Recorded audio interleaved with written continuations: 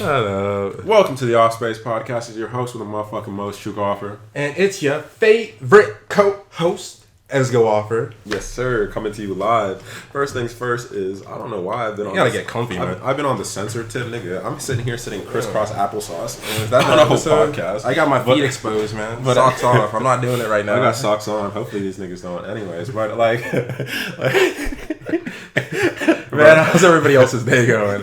Moment of silence for like the crowd. Nigga? I've been trying to be more censored so we can be easily marketable. But you know what? You've been trying to say more censored so we can be marketable. What happened on the Sports Face episode? This man said, man, I'll kill him. Oh, yeah. Whoa, I said I'll shoot a nigga. Yeah. That's not. Anyway. I would happily shoot a nigga. Yeah, stop it, bro. What happened to being marketable? Oh, yeah, sorry. Sorry. Anyway, I'm sorry, y'all. Sometimes I just be so surprised that sometimes niggas need to get shot, bro. Like, what? Oh, yeah, sorry. Stop. No, and we don't believe that, bro. Yeah, we don't believe that. That shit is crazy. Just please don't knock on my door if I don't know you. But, how's your week been? Bro, I'm about to just leave, bro. Trying to get me set up. Nah, honestly, my week's been good. I know I say that every week. I think, what are some realizations I came to? I've been having a really fun time. Again, it's just me doing my own things because I'm, again, still just pandemic, back home, blah, blah, blah. You guys know the rundown. But I've been enjoying a lot of the creative pursuits of my own, and just things because I always am scheming something on the side, apparently, if you ask my family members and shit. Mm-hmm. So I've just kind of been enjoying that. And it's been nice to kind of dive into the realm of, just some shit I've been finding more interesting lately, which we're kind of like the NFT shits and like how they intersect with the NBA realm when it comes to like the top shots. I don't know if I mentioned that last week or what, because I don't know if we actually did this pod again. It's been kind of a weird week. Yeah, we've been off for a second, though. So, don't get me wrong. With that, and I've just been getting a lot more into like, I don't want to say videography, but like just I would say videography because I don't know if that completely describes it the best way, you know. So I don't want to say that, but I've been definitely probably videography. And just the different realms of it, whether it be music videos, movies, or whatever, and like really getting into it a lot more and kind of being excited almost to view certain things with a different perspective. So that shit has been like a highlight of my week for sure.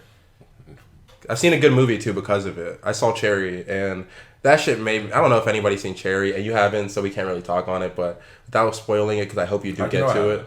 What? How do you know I haven't? I love that movie. Who's the main actor? Michael Cera. Right, yeah, he did see it. Close. It was Jesse Eisenberg? That was Tom Holland. Oh, it was Tom Holland. Sorry. I mean, it seemed like Jesse Eisenberg and Michael Cera like rotated the same role for like 10 years. So, I mean, like, I don't know. But anyways, I'm happy to hear that from you and your realization. I came to a realization myself this week, actually, when it came to drawing. I had that discussion with you and Chi-Chi. Mm-hmm. I'm happy I got all my drawing supplies, and I've been trying to crank out here or there a little bit. Trying to, get into it myself, hopefully if the future allows, because I don't want to put pressure on myself because it's just a hobby I enjoy. But if I really fuck with it after a little while, we'll see how graphic designing gets and, little stuff like that. But other than that, I've had a pretty positive week. I mean, a pretty positive week and a half. That's fine, we recorded. Did you meet Michael Cera? Great mental space, huh? Oh, you said great mental space. I thought you were going to say you met Michael Cera. That's my dog. You need his number? If you could. Yeah, I got you after the show. Okay. After the show. But I definitely was in a good mental space all week.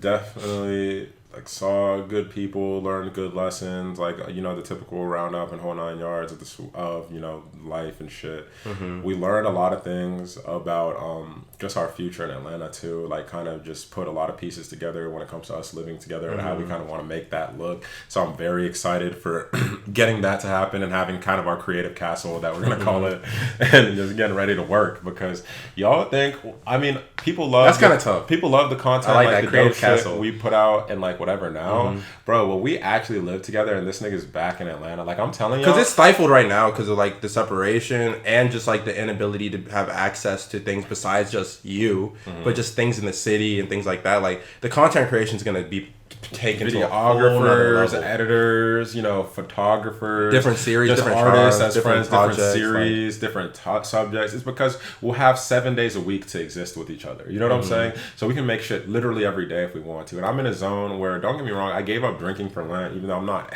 extreme religious. Don't get me wrong, I'm very spiritual. Let's be clear about that. But I mean, when it comes to what you define with religion, I'm probably not like this as followy as people are, you know, with monotheistic religion. I do believe in one God though, just letting that be known. But that being said, it's like I gave up drinking and I've kind of realized I don't miss it.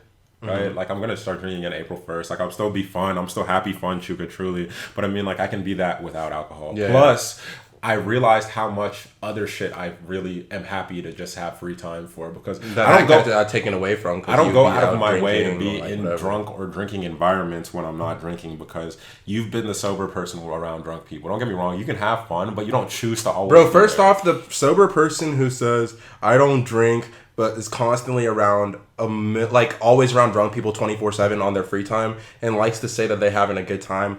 I need scientific proof, because you're a better person than me, apparently. Because just the few that I'm in that situation, I'm miserable. So that's what I was about to say. Sometimes it's dope, but it's like we have to be clear. That's not a situation you hunt for. Yeah. So because I be at the crib more, it's like, bro, I've been drawing more. I've been fucking working on more shit with editing. I've been looking into more stuff with podcasting. I've learned so much extra stuff. I've been so ahead of my assignments. I've just been doing so much stuff that makes me realize that when we're 7 days together, like, dog, we can accomplish anything. And I'm excited for that because of what we're getting to. But without keeping it too much on us there, because we do have a show to get to, I want to ask you what your heat check for this week is going to be.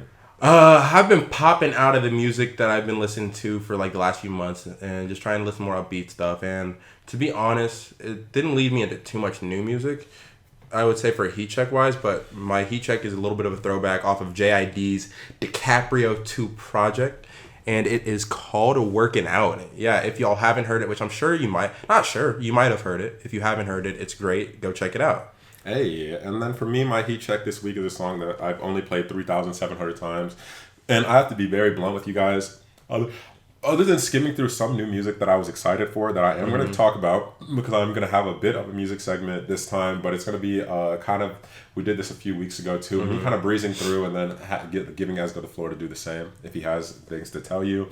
But me, all I've listened to for the past few weeks has been the new 1017 in many variation, but I'm not going to use them for a heat check, because another song that I was put on to actually by Lil Baby's Story like 2 weeks ago, maybe 3 weeks ago, was Trackstar by Mooski. Trackstar is incredible, because the kind of pain this nigga has to feel, that, like, if you guys are familiar with the music making process, and I'm going to speak to this in a way for casuals, because at the end of the day, when it comes to the music making process, I'm a casual as well. I understand a lot of the terminology that these niggas use, but I don't understand this whole shit. I'm never going to fake act like I understand this whole shit and like fake whatever.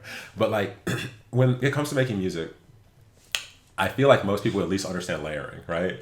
And how you record your vocal track. Some people punch in, some people, you know, go all at once. Most people punch in, let's be very clear. But after the track is done and recorded, then you go over it and you ad-lib it, right? So you listen to the track and it'll be somebody like listening to, like Thug might have heard himself say something like, Hugh Hefner, my daddy. And then like he'd be like, yeah, you know, afterwards, like over the track, like, yeah.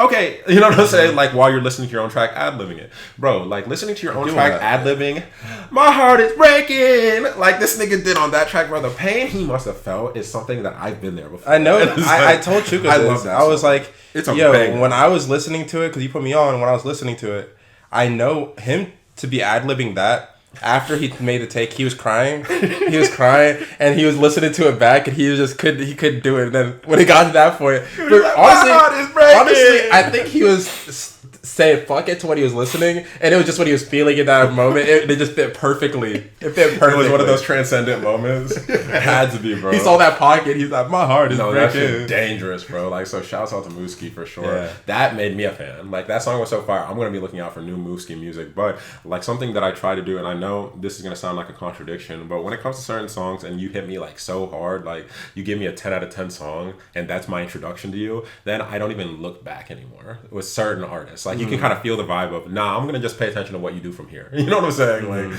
Like, because if you reach this bar, I want to see where you go from this bar. You know, but shouts out to Mooski and the song Trackstar. Moving into a short roundup of like the music that's come out this week. I want to start the roundup by giving my apologies to ESTG, just because I was uninformed. I'm familiar with like I Swear Vezo, Babyface Ray, 42 Doug, like a bunch of characters in the young scene in Detroit, and I think Detroit is one of the strongest regions right now musically.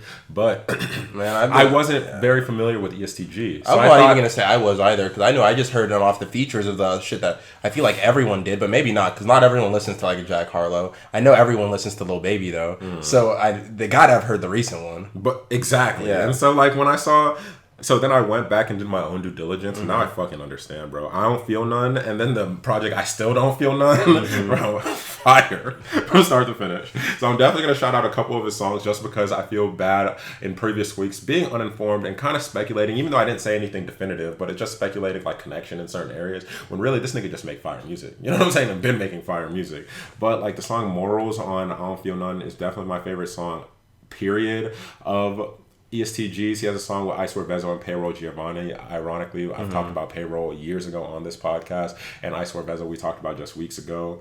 And he has a song with 42 Doug called Members Only, and he sung a song called Get Money on I Still Don't Feel None with Yo Gotti. Those have been some of my high points. But really, we need to have a combo one day. I'll save it, about Moneybagg Yo and how somehow he seems to be the ditto that fits perfectly with every single street artist. Because it's like Moneybagg Yo and anybody who makes street music instantly makes a fire tandem to me. I know why, but my take isn't the most respectful. Like, it's not bad, actually. It is respectful. It's just like not a...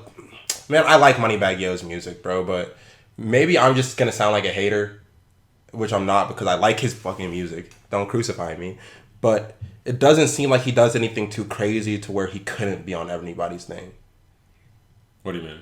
Like, his flows, his like approach, things like that doesn't feel like it's so crazy to where it's like it sounds fine in his own shit, but like it might be too much for this, or it might be too little for this, or it sounds completely off. Like he just sounds like he can fit into a lot of different things. A ton of pockets, and it's just like the way he back and forth. I don't know if that's an artist. I'm not saying that's a good or I'm not saying it's good or bad, because I know some people might take that like, oh, you're saying I'm lazy, or you're saying this, or you're saying that, you're not versatile. No, it's like versatile as fuck. No. His flow is just a super versatile flow. Like, you might not have to do like a million things, but you fit into a lot, and that's like I love Moneybagg Yo with a ton of artists. So shouts out to Moneybagg. It's like Rick Ross kind of, bro. Rick Ross is not like Rose doesn't have 800 pockets, but the few pockets he has, he's perfected. You know exactly which pocket. Like when you hear Rick Ross, you kind of know what you expect, and you enjoy it every time. It's Thunder Dude from Demon Slayer. You know what I'm saying? He got one move, and it's fire every time. Every time, tough.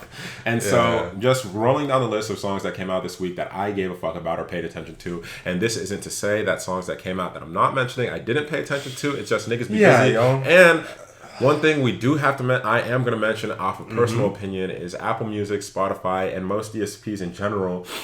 Other than which I will say, just because I've owned all of them and I don't want to sound like a hater without giving credit, Tidal did the best job of this, for sure. But it is hard to find new music nowadays with how many artists are coming out, right? And just especially even when it comes to your own algorithms and the music you listen to, it should be very easy for technology, because with the limited coding knowledge I know, I feel like it's not that difficult, let alone with these people that are getting paid millions of dollars. But obviously there's intention and there's man, we don't and it's just like the money part of it, the money grab of these things, to be quite honest, because it's not unknown that the reason that these artists and why you'll see a playlist that you go to all the time and you'll be random names that you've never heard of, it's because they paid to be on that playlist. Well, yeah, it's like, bro, I've been paying attention to one artist and one song that I really do enjoy, sorry, moonwalk type of thing, bro, it's still on that same Spotify playlist, still relatively high up the list, and I'm like, at this point in time, like, hey, it says something. But real. Who knows though? Because like that whole chart, besides like the order of like the first few songs because of what's popping at the time, they have the oldest shit on there in general. Like they don't really rotate. That's why certain playlists that used to be fire to me back in high school, I don't like anymore. I don't know if they got worse or if I just got older and care more.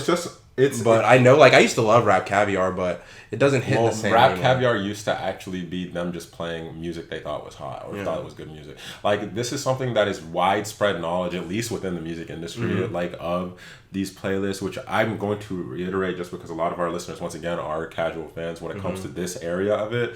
Like, playlists have become 100% a money grab at this point.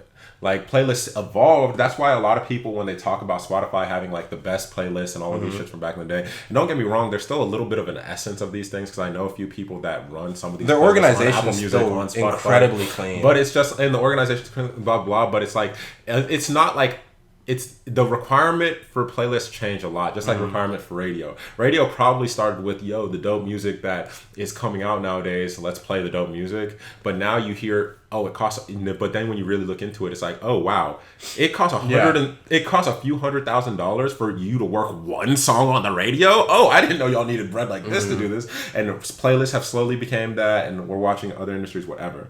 But music that came out this week that I gave a fuck about. There was Nothing to Me, a song by Cousin Stiz and Jazz Cartier. Shouts out to Cousin Stiz, his birthday just passed.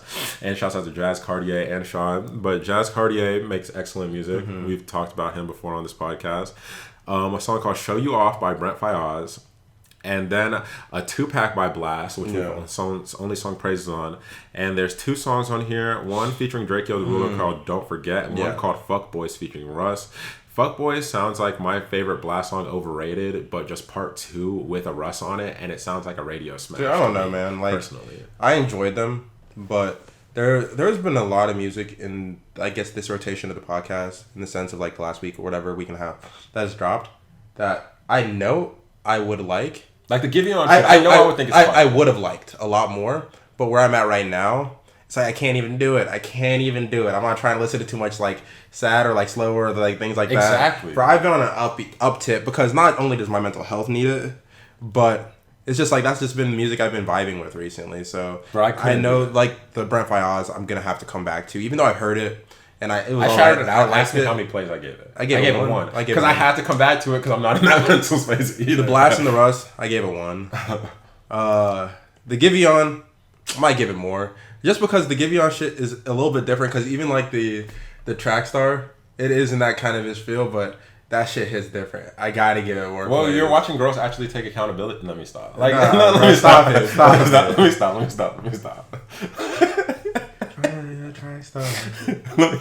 That's one of the funniest things ever. Shouts out to the Joe Budden podcast for that one, because that was one of the funnier moments on that shit in a long time.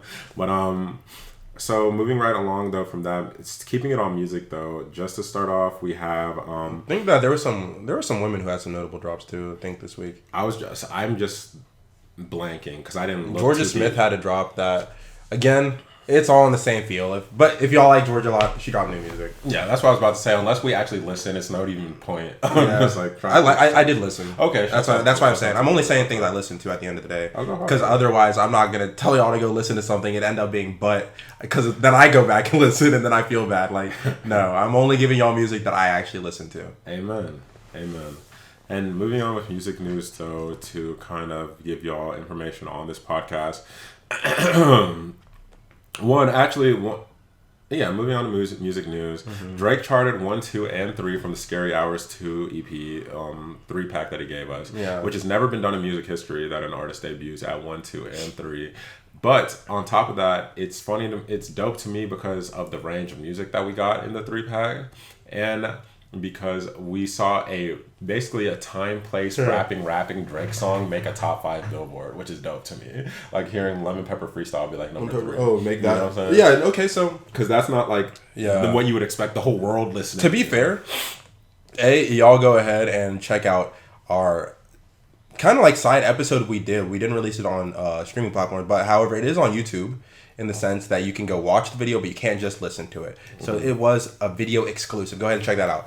But so we won't get too much into like how our thoughts on everything. Of course. However, I was just talking about the placing. Oh yeah, no, that's what I'm saying. However, that being said, I know, especially when it came to like looking at 1, 2, 3 back to back. This nigga did the Steph. It's fine. I'm really excited to see it. I'm not gonna lie. Again, I didn't kind of expect it to play out like this. The fact that Lil Baby's on one of the songs is the only reason I think that is number 2 out of the 3. But I'm not surprised What's Next was number 1. And I'm not surprised that, though, not just to me it was number 1, but like to the world it was. That was when they really pushed like a single anyway. But the thing is, that's the only one that they had a video for. So it is kind of like you have to take out the grain of salt. But they knew. That's why they did it too. Because the video they actually shot not long ago, and they tried to do it fast for a quick turnaround. Actually, I don't know if they tried to do it fast, but I saw something that it took like 11 days to have a complete turnaround from start to finish. That's the only one of the 3 that I think is gonna pull some fucking I think that's going to be a bonus track on the next album, for sure. I think What's Next. Drake went diamond in one day. No, I'm just kidding. Went platinum in one day. Shouts out to Drake and shouts out to Bow Wow because he shouted out Bow Wow saying he wouldn't be here without Bow Wow for show. So we have to give Bow Wow his credit. I saw them both on 106 in Park on YouTube recently. I don't know why it popped up for me to see something like that in conjunction with like him saying the things like shout out Bow Wow, but it is cool to see. Hey, and shouts out to the Grammys. I don't have much to say about the Grammys because we've gone here and we've ranted about award shows. We really don't give a fuck in tandem, just to be quite clear. But I mean, there are points that I did care about. One, Blue Ivy is the best artist in the world. Agreed. Man, it's not even. It's not even agreed. Who else? She drugged some. I mean, let's just say. Who else got a Grammy in this day and age under 10? Assad? Talk about it. I don't see Assad doing it. Talk about it. Assad I could be wrong, but I don't even think he did it. I'm just saying, bro. I mean, I'm just saying, hey, wait. Beyonce could never. Blue Ivy dragged her mom to a Grammy? Oh, she got lucky. She had that one. Oh, and Beyonce is now the most winningest artist in Grammy history because of Blue Ivy. Yes, Blue Ivy said, Mom, I'm going to put you on my back. But isn't that kind of a cool moment, all jokes and shit aside? Now that just If I'm Blue Ivy, I'm really saying that to her. Bro, imagine saying your record is because of me, by the way. Imagine you had that moment with even though she broke her own record. That's swag. Beyonce broke her own record at the same show. Okay, but like, but imagine being able to say you have that moment with your kid. I know. It's like at the end of the day, record with your child. We're here. That's so dope. Or just even getting a Grammy with your child, period, is dope. Like, that's so cool. So shouts out to Blue Ivy, shouts out to Beyonce, shouts out to Meg Thee Stallion, first woman artist in 22 years since the Miseducation of Lauryn Hill, so Lauryn Hill herself, to win Best New Artist at the Grammys. And so shouts out to her. Respect they tried to take that moment away and have Beyonce have the shine on it too. Fucking respect. Shouts out to B for completely backing off and being like, y'all niggas is ridiculous. Like, and giving that shine to Megan, because Megan definitely deserved the shine right there.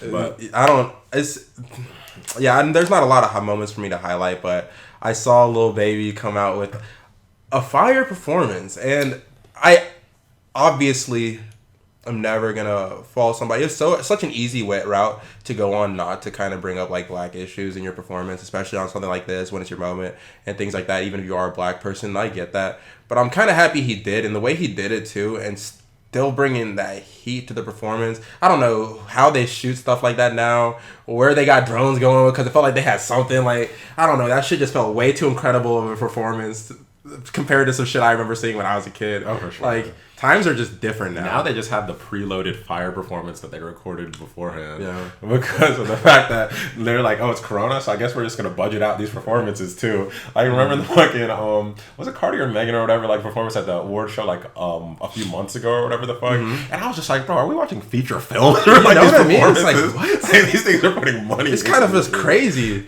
but it's dope. Again, it shows you the level performance can get to without it being live. I think the quality of the performance combined with the message and everything, and just the moment in time that we're at, it was nice to see.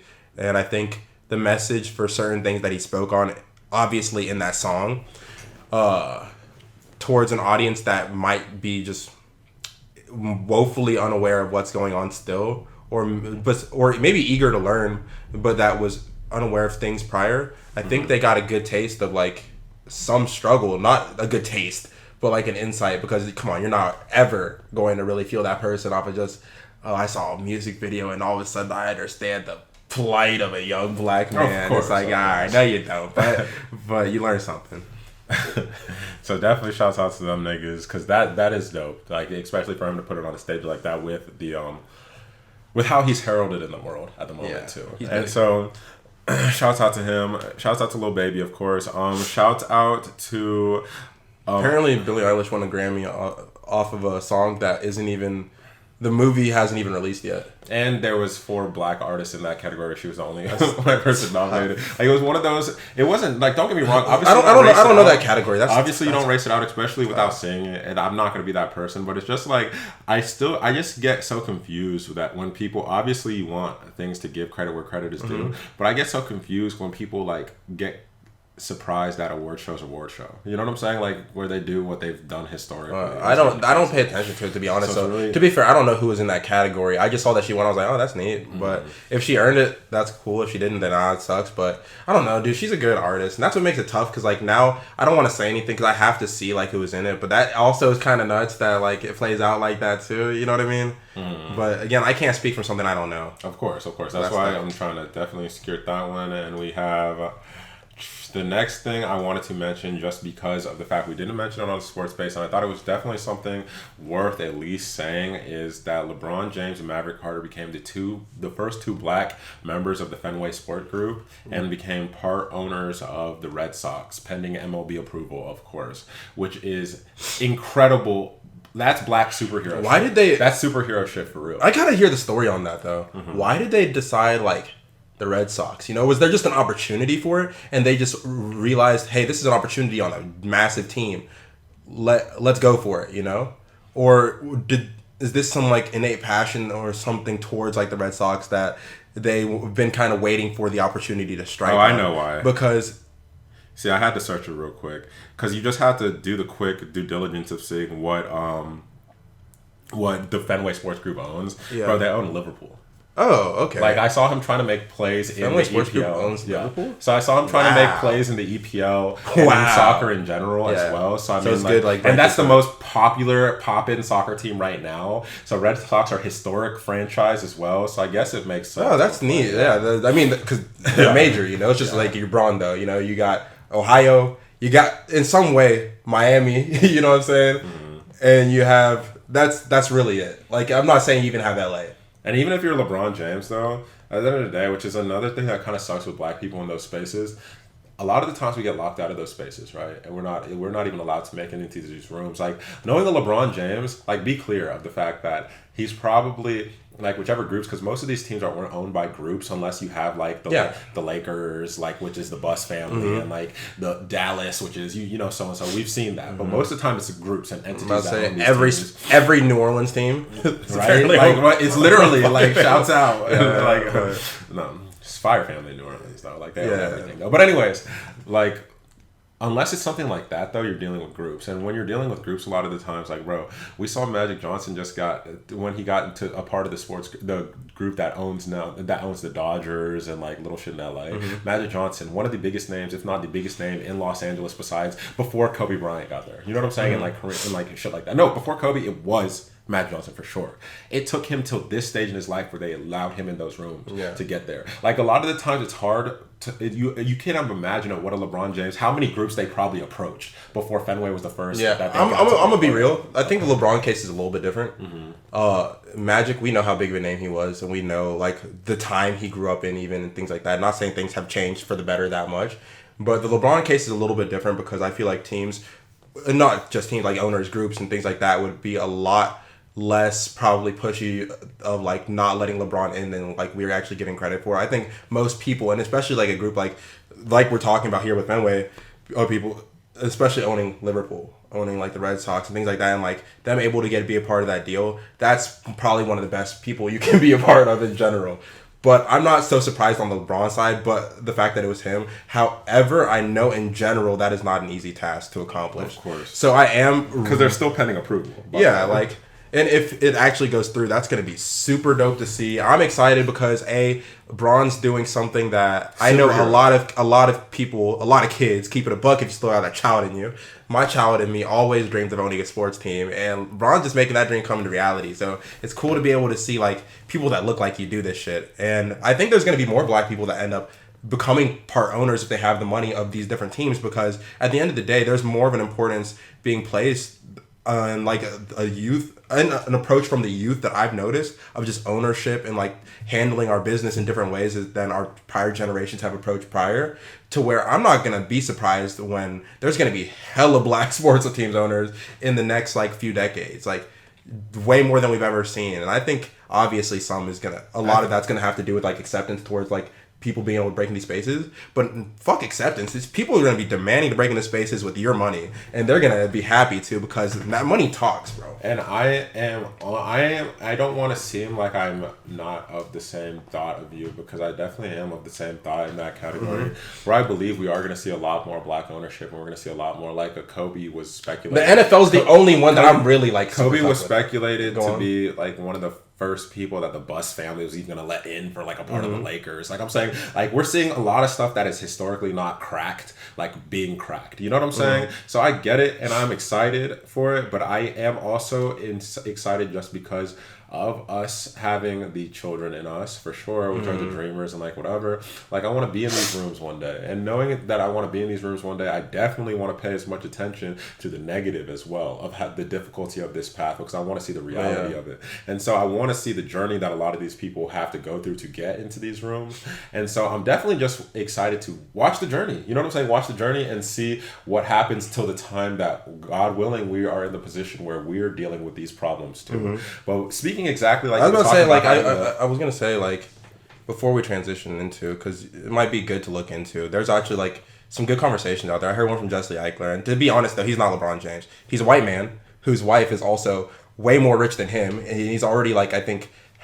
has a net worth like $500 million or something, but his wife has like multi-billion-dollar owned Spanx and shit like that. Like they have money, but he kind of detailed his experience getting into like partial ownership of the Hawks that might interest people, because I thought that was like a good insight into like the buying of a sports team. Like you never really hear that shit, because who the fuck are you talking to that buy a sports team? For sure. And like you already prefaced for sure about him being a white man, so it's a different experience.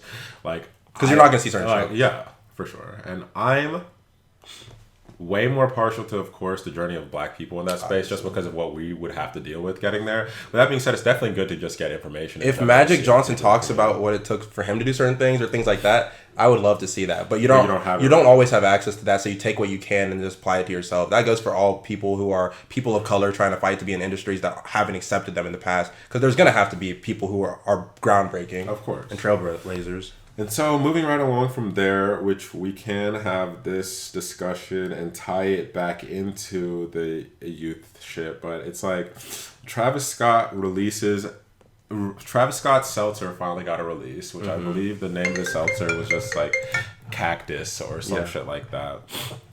Let me do my due diligence and do a quick Google search. But Travis Scott had his seltzer release, which I saw that it had a really cool like display in certain supermarkets. Yeah, it's called Cacti, but Cacti Agave. But it's like, this sweetened by agave, so you even can get the health freaks. They hear words. They hear certain words. Keywords. Like you could say they're like, that's a good buzzword to get the health freaks on there. Cacti Agave. Ooh, I'm walk into a Whole Foods and say agave. All of a sudden, 3 heads turn and say where. They're like, ooh. But so shouts out to Travis there. But without even holding it on Travis, because we talked about his McDonald's move, we talked about the Fortnite move. We were having a discussion earlier, like you said, about a lot of cool spaces that people have been entering into, and I think it's good to piggyback off of the conversation we were just having about ownership and just seeing how it's not as unheard of, and really it's really common now to see people with control, whether that be you have your audiences, athletes, entertainers, etc., where most of their money isn't from where the fuck their industry is. Like you were talking about Conor McGregor. Conor McGregor has made a lot of money off the UFC, but apparently he's a billionaire. And I say that because I think he has a lot of ownership of his whiskey company, and his whiskey company are a $1 billion company, so it's like he's able to like claim that, you know, and that's crazy because who would have fucking expected it? But people are starting to learn and starting to push the importance of taking a source of money that isn't forever, and I'm sure he realized that too, being someone that's poor, being someone that's poor that's made a lot of fighting money, but knowing that fighting's not going to last forever, and you're going to have to put in other places. And so that financial literacy and knowing how to invest and where to put things, especially like that you could have a little bit of an insight to because it's where you come from. Like that's so dope to see for athletes. Bro, like you said, Snoop Dogg's had a 99 and entertainers in general. 99 Crimes, like a collab you saw. Like I saw like Lil Baby's Rap Snacks in general, what they're doing, and like putting a bunch of people on like their covers of their bags of chips. Like Master P getting into the shoe industry, but like now like his going into ownership of I believe it was a Reebok. Like there's so many dope ass things happening where people are just being like, nah, bro, we are the value. So if we are the value and we become part of these industries, we can lift their value because we know we're the value. Nigga, you know how many tequilas I've drinking and keeping it a buck, bro? I'm a tequila savant at this point. I feel like mezcal, tequila, like talk about whatever the fuck it has to do with agave. Shouts out to agave, buzzword. Agave made fucking liquors. This bro, is the tequila don right here. Like, I know my shit too. I feel you. Like when I talk about tequila, bro, it's like, what is the difference between, and keep it a bean, you've had really good tequila, you've had really whatever tequila. Like there's not, and some people are gonna kill me for saying this next shit, but it's like being real, like good, this is gonna make me come back. As long as your tequila has passed that threshold of smooth, a dope looking bottle, and like a dope like whole story behind it. You know what I'm gonna be honest? Like where it has like the people, like the this and that. I'm gonna come back more than like you make the greatest tasting tequila ever in an ugly bottle not backed by anybody dope. Bro, if LaMelo Ball had a tequila brand right now and it was in local stores, I'm gonna go check it out. As a consumer, you know who brings the value. You're right on that because personally, if it's me, like Braun announced his tequila, bro. I can't wait to wear that tax bracket now. I know if my tequila is at the point where when I'm drinking, if it passes that certain smooth threshold to where I'm putting it back and not instantly wanting to gag, and it's just like it's all right. Obviously, it's fucking whiskey. Like it's tequila. It's hard liquor. Like it's gonna burn a little bit. Like that's coming. It's all right. But like that's not what matters. The taste too, and like the subtleties of it. Knowing that that's there and past a certain point, it's all like minute. And I'm not like a tequila fanatic. I'm not gonna care that much. At that point, I need the different shit. So I know it might be sinful, but low key, I remember I bought a bottle off the strength that I thought the shit was blue. And I know it's not supposed to be, but I was like, oh, that's dope. Nah, it was just a colored bottle, and the tequila inside looked blue because the bottle was colored. Niggas don't understand all of that. If it was actually blue, I would have. Come on now, I'd be buying it again, bro. All of this shit, it's like the psychological factors. Like people forget, like bro, LeBron James was again a Slobo. So I know the name of his fucking tequila, and I've never had a sip. That's because it's LeBron James. You know what I'm saying? Like vitamin water. Like people saw the vitamin, and people have been doing it for years. Don't get me wrong. Like we were talking about the Clips writing the McDonald's, but people not knowing it. They're still collecting royalties in 2021. You feel me? Like this was in the 90s. They did this shit. Like bro, if like 50 Cent with his vitamin water deal, he got 9 figures off of that shit. You feel me? Like so many people realize, bro, the big bag is taking our resources from something that is not going to last forever. Because you have to be clear, your tippy top of fighting, your prime of sports, your prime of all of that is a limited run. Like some of the highest money makers, but tequila is forever. Alcohol's forever. Sports drinks are forever. Kobe and body armor. Talk about it. Like, probably be drinking till I die. And so I'm probably gonna be old as shit taking back a shot of tequila. I'm not gonna be old as shit jumping off a cliff. I'm not gonna be old as shit fighting somebody. I'm not gonna be old as shit probably trying to dunk. Like that's just things I gotta be real about. Exactly. And then taking that on though, moving from that discussion, shouts out to Travis for real. But there is a deeper discussion. I don't know if I like how he promos shit though. There was people shotgunning his seltzer on Twitter and him retweeting it with a quote retweet for like some promo. It's like nah. But it's not what you're trying. Lastly, I want to give some news on these cases that are still currently going on. So we're just going to mention them and we're going to move on. Well, depending on obviously what you have to say. But George Floyd and Breonna Taylor, there were some updates in those in the news in that. One, it passed the 1 year mark of Breonna Taylor's passing. I want to remind people, just like I reminded people with the George Floyd situation, not George Floyd, with Ahmaud Arbery, right? I wanted to remind people, hey, it's been a year since this shit has happened. After you posted your little black square, after you went to your one protest and did this blah, blah, blah. It hasn't been that long. A year since Breonna Taylor. Oh, yeah, I'm saying since they posted all that. I get that, but I'm saying since Breonna Taylor. Like, it's been a year since Breonna Taylor. Now you've posted a black square. Now you've gone through, like, the social injustices of the summer, and you've seen all of this stuff in front of your face, right? So I want to ask you, what has changed in your life and your immediate life? This isn't a question for Esgo. That's a black man sitting next to me. This isn't a question for me.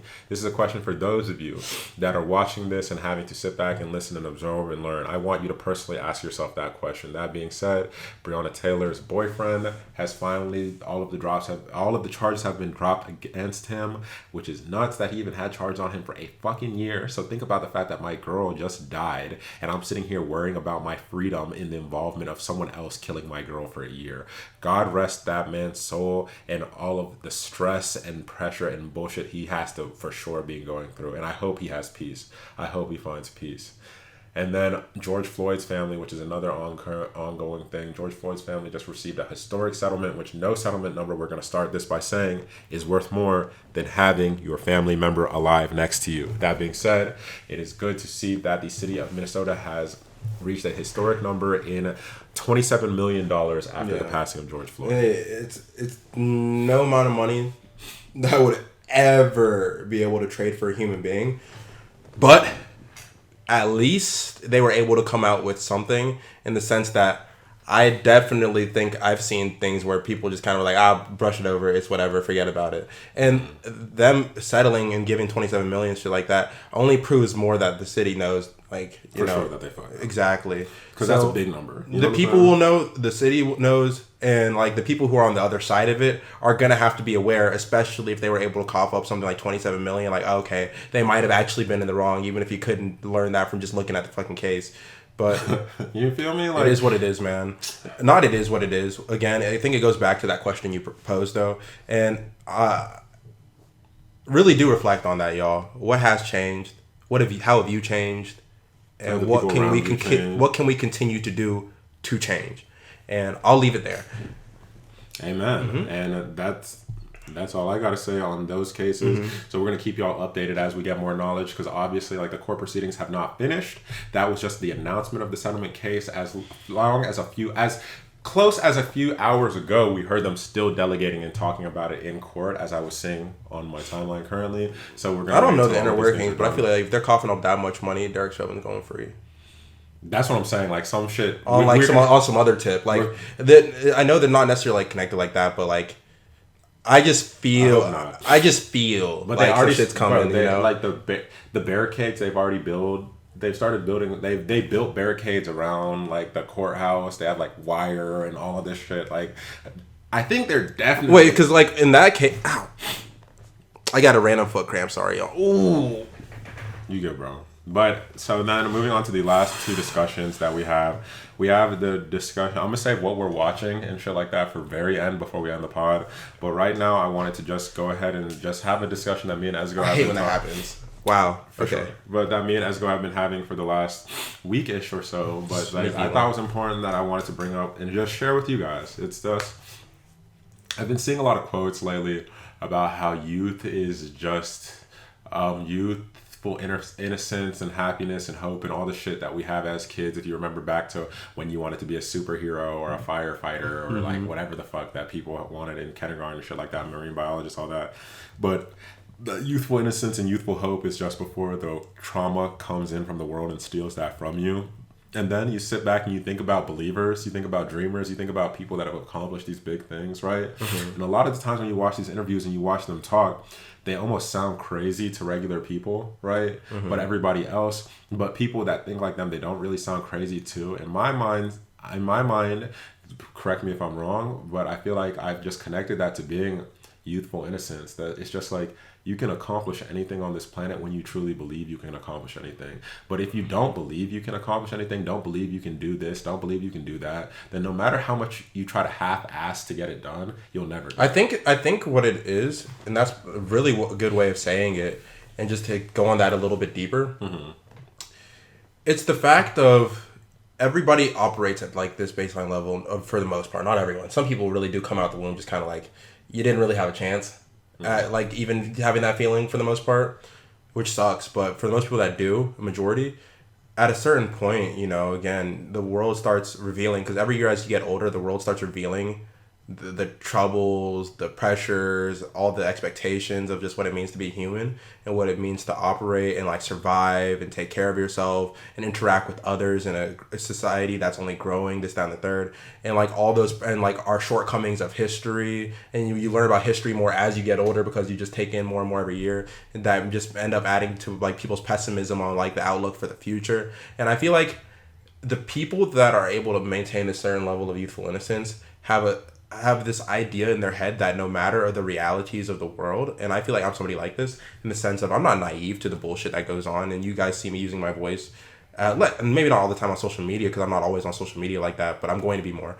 But in general, if you just speak to me because I care, but it's like knowing that regardless of how much of a mountain of bullshit there is in the world, I still have my life, and I'm going to make sure that the level of bullshit, it never overtakes the outlook I have on just like happiness, and I'm happy to be here, and like gratefulness, and like ready to take on and just live and see what my journey like writes for itself. Because there's a lot of people, and it's very easy to get caught up in everything bad about the world overtaking your own life. But if you have some level of protecting your peace, I'm not saying like a bad way, but some level of protecting your mental health, maintaining that kid, not letting yourself just get absorbed into like the gray and all this other shit, then you give yourself the opportunity to better the world by being that light, but also to appreciate life for yourself every day that you're living. Amen, dog. Because like a good thing you said, man, was the gray. Like, as an adult, as somebody in your 20s, you've experienced this at least once in your life. Every human on the planet. And that is where the world really feels like the fucking gray episodes. It feels hopeless, The gray episodes of, like, the Fairly Odd Parents, right? Like, where we watch the motherfuckers walk around like a gray-ass world. It feels hopeless. And that was an illusion, I feel like, to exactly what we're talking about. Because really, dog, I'm not saying my life is better than anybody else's. Like, truly, it's not. But it's just like, I have a pretty nice life. But I mean, truly it's not. But it's like, bro, what I'm saying is, one thing for certain is I've lived life in that gray for a big chunk of my 20s. Like, I won't say big chunk. I'm 27 now. So probably a few years in my 20s, like my early 20s, right? But I was there in 20 to 21. But once you I know what you mean. Exactly. And once you start breaking out of that, you start to realize, man, like, you start to stop wanting to be around. And I know it's gonna sound shitty, but it's just real, because you lose friends this way for real. But you start wanting to be around the people that make you feel like you're in there, or that like to almost feels like they want to live life in that gray, like no matter what, they just give up hope on everything. But B, it's just like, you quickly realize how easy it is. Not easy, because nothing in life worth having is easy. I believe that truly. But it's like, you realize how much easier it is to accomplish every one of your goals when you remind yourself about that sunshine, when you remind yourself about that youthful innocence. Because like, bro, I'm 27. Like, I reiterate, it's just like, no one on this planet is going to tell me if I wanted to be Mr. Olympia that I couldn't get a Mr. Olympia body. No one's going to tell me I couldn't get a soccer player body. No one's going to tell me I can't get a skater body if I wanted to, or this, that. You know why? Because I know that if I put in work each and every day, I will slowly get to where I attain that. Right? Whether it be like each and every day, every other day, whatever, I will attain it at some point. No one's going to tell me that I can't graphic design. No one's going to tell me I can't code. No one's going to tell me I can't be a host. No one's going to tell me I can't do this. No one's going to tell me I can't do that, because I know I am somebody who's capable of doing anything if I put my heart into my life into it. And there's so many people that call you crazy. There's so many people that you are almost waiting for you to fail in these things. But at the end of the day, bro, if you have that belief and that youthful curiosity, your light cannot be squished. You can always find a way to do something, man. They told people that we couldn't fly at a point, and then motherfuckers decided, I can't fly by myself, idiot, but I'm gonna hop inside something I can. I could just bullshit. I'm a human being, you know? And I'm gonna figure something out. And they made some shit shake. So I think it's important to hold on to that, because, again, like, not taking too long on this and kind of moving into the next realm, but that really is something that I held near and dear to me for a while. Like, when I conceptualized and really put into words what I felt like the gray was, it was just like, that realization made me really just look around at the life I was living in, and it made me almost disgusted that I was operating in that for so long. It feels like a fucking hamster wheel, man. But it's just time going by. It's literally literally, you look up, days are different. You look at the clock, the numbers on that are different. Everything's the same. But everything else is the fucking same. You have your cycle, you have your job if you have a job, you know what I'm saying? TV, little static buzz. TV, little static buzz is what it feels like. You know, the typical things you handle. But that's because you lost the curiosity. Think about it as a kid, man. Like, and this is the last thing I'm going to say personally. We'll obviously have traces of this conversation in the rest of our pods, I'm sure, because of just how we are as people. But think of it as a kid, man. When you said, hey, I want to play basketball, what was the next thing you did? Bro, you either found a basketball, it's not even or you went outside. I was there. I teleported. Bro, I remember, bro, like, figured it out. It was soccer ball. We were hooping with the soccer balls outside of full street. Talk about it. The first time I dunked was with a soccer ball, because of the sheer fact that if my parents weren't going to buy me something, right, I was going to do it regardless. My earliest memory of playing basketball was in Louisiana. and I don't even remember playing with a basketball. We were literally shooting a soccer ball on our neighbor's hoop. You know what I'm saying? On our neighbor's hoop that just fucked with us and let us do it. Because eventually we were kids just playing. You know what I'm saying? Nigga, I remember moments where me and you would just like... We're like us as kids, bro. Like you think about it, children, be real. Like us 4 kids, 4 siblings would be sitting in a room in different stations with like blankets all over us and like pillows, blah blah. And we would really think we're in Zoids, like in little fucking Gundams. You know what I'm saying? And no one could tell me I wasn't flying around the stars with my siblings, like fucking going to fight and like doing these things, call outs like, bro, turn left, like screaming out shit.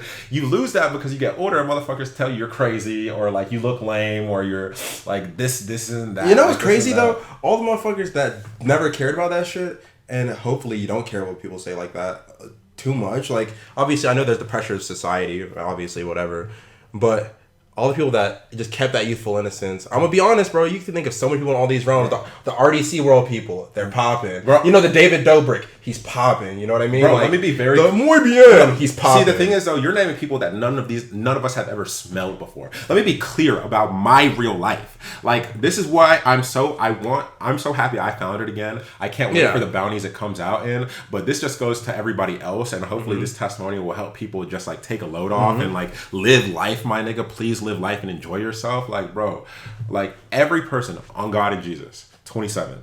Every person that I saw that youthful innocence in at middle school and saw it didn't dwindle or flicker in high school, or didn't dwindle or flicker in our early 20s is famous or successful. Famous, successful in whatever regard they want to consider success, or actually fucking loaded, like actually super rich. Like one of the niggas I know, I remember so many people used to tell this nigga like, oh, you'll never get into Juilliard, you'll never do this, like blah blah, kind of laughing at this man's hopes and dreams when it comes to the viola. I saw him in a video playing chords for Mac Miller.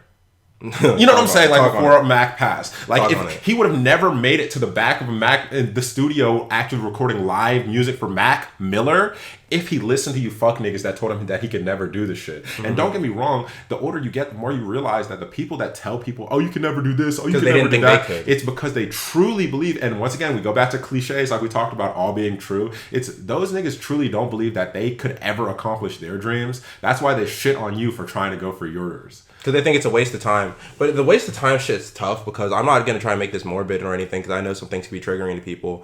But if you plan on being here the next day, is anything a waste of time? You feel me? Like, bro. Like, I'm if you're making an investment into your future on doing the shit that you like, and you know you're going to be around, because you never do know, I get. But like, if you plan on it, then why not? Let's be morbid and be real, bro. I can look at this camera, and I'm not going to get too emotional right now, just because the next section we have what we're watching, and then we're getting out of here, since I am trying to wrap up, just because for time's sake.